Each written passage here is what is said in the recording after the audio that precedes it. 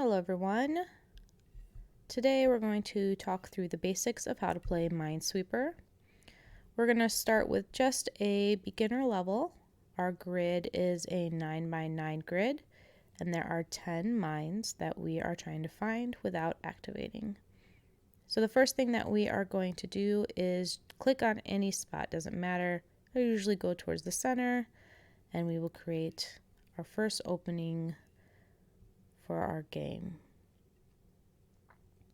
The first thing to know, and really the only thing that you need to know, is each number is touching that many mines.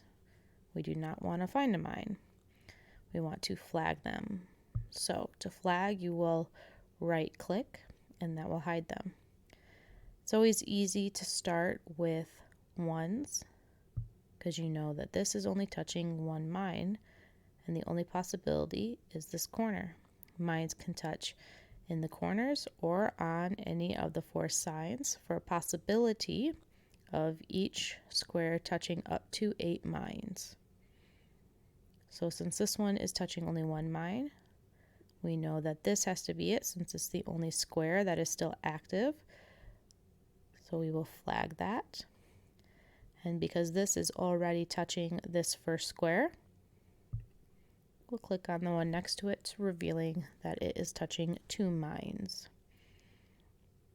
So we're a little stuck here in this corner because this piece could touch either this one and this one, or this one and this one, and the same with this piece. Now because we know that one of these two have to be a mine in order to make this acceptable, and since either one of these being a mine would make this one also fulfill its 2, we know that this cannot be a mine. However, this could be a mine and this could be a mine. We've not eliminated either one of those yet, so we're going to move away from this area and find a new area. Once again, the corners with a 1 are the easiest to find, so we'll begin by flagging that. Because this number 2 is only touching 2 boxes, this one and this one, we'll know that that also has to be it. And because this one can only touch 2 mines and it is touching these 2, we know this cannot be 1.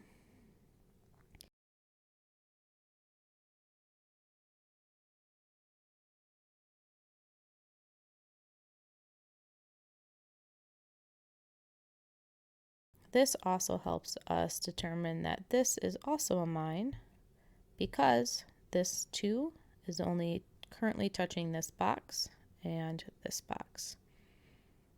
Therefore, that's a mine. Again, we'll just continue forward. This is only touching 1, it's touching that, so it can't touch that.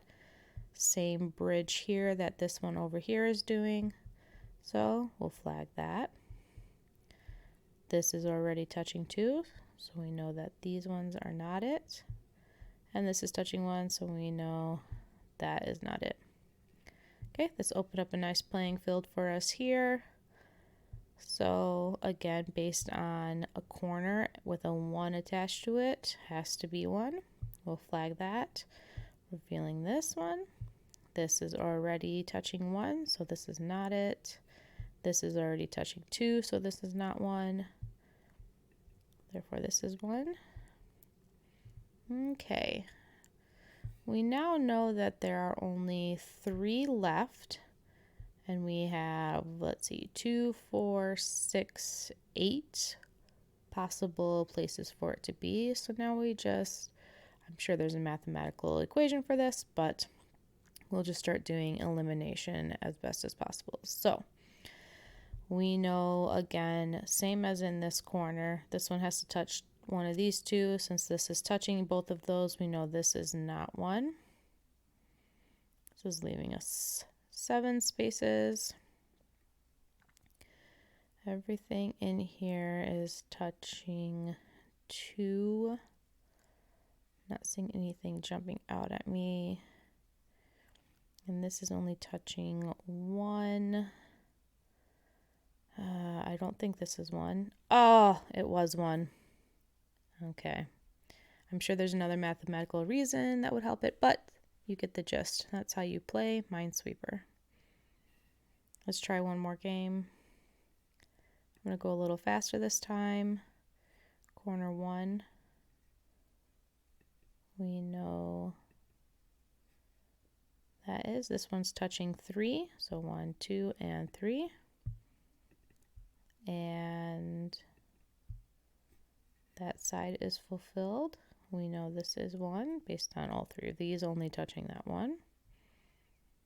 Here we go. The 2 corners. Might as well get the third one up here. Okay. Eliminate all the other ones that the ones are touching. Okay, we are down to only 2.